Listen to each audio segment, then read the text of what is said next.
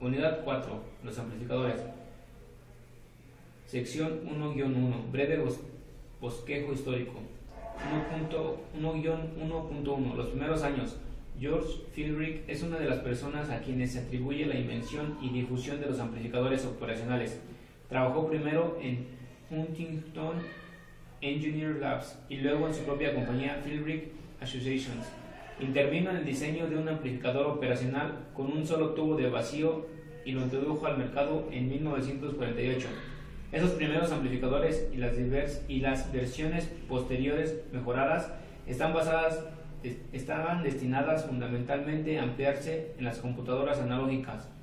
Por aquella época, la palabra operacional en estos dispositivos significaba operaciones matemáticas. Los primeros amplificadores operacionales servían para construir circuitos capaces de sumar, restar, multiplicar e incluso resolver ecuaciones diferenciales. Las computadoras analógicas eran poco exactas, admitían un máximo de 3 cifras significativas, de ahí que fueran reemplazadas por las computadoras digitales, que son más rápidas, exactas y versátiles. Pero el advenimiento de la computadora digital no marcó la desaparición del amplificador operacional. 1-1.2 Nacimiento y desarrollo del amplificador operacional de circuito integrado. Entre los años 1964 y 1967, Fairchild desarrolló los amplificadores operacionales en circuitos integrados 702, 709 y 741, mientras que National Semiconductor introdujo el 101 y 301. Estos amplificadores de circuito integrado revolucionaron algunas áreas de la electrónica por su tamaño pequeño y costo bajo. Más importante aún, redujeron drásticamente el trabajo de diseño de circuitos.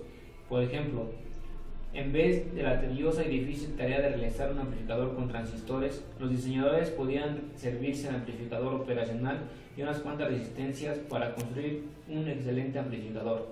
El tiempo para diseñar un amplificador con un amplificador operacional es de unos 10 segundos. Es más, los amplificadores operacionales en circuitos integrados son baratos, ocupan menos espacio y requieren menos potencia que los componentes discretos. Los circuitos que pueden realizarse con uno o dos amplificadores operacionales y unos pocos componentes incluyen la generación de señal, osciladores, acondicionamiento de señales, temporizadores, detección del nivel de voltaje y modulación. La lista podría extenderse casi al infinito.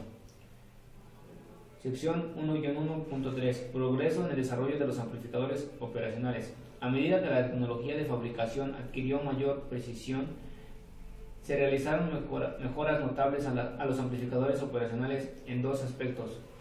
Primero, algunos transistores de unión juntura bipolar fueron sustituidos por transistores de efecto de campo, los JFET.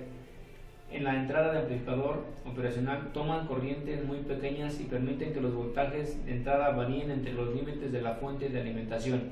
Los transistores MOS o semiconductores de óxido metálico en los circuitos de salida permiten que la salida se aproxime a milivolts de los límites de la fuente de poder.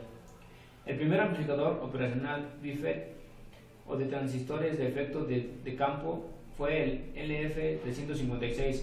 El CA3130 tiene entradas bipolares y unas salidas MOS complementarias, de ahí su nombre tan apropiado BIMOS.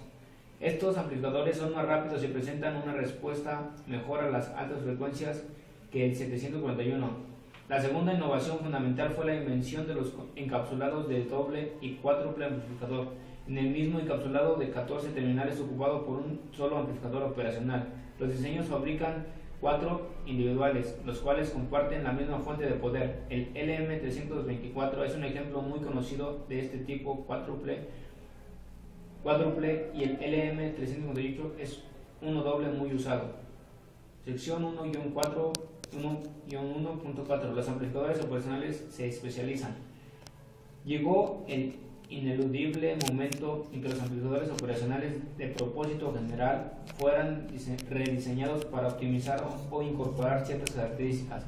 Los circuitos integrados de función especial que contienen más de un amplificador operacional se desarrollaron entonces para llevar a cabo funciones complejas. Basta hojear los manuales de datos de amplificadores operacionales lineales para apreciar la gran variedad. Los siguientes son algunos ejemplos. 1. Capacidad de alta corriente, alto voltaje o ambos. 2. Módulo de sonar de emisión y recepción. 3. Amplificadores múltiples. 4. Amplificadores de ganancia programable. 5. Instrumentación y control automotriz. 6. Circuitos integrados para comunicaciones. 7. Circuitos integrados de radio, audio y video.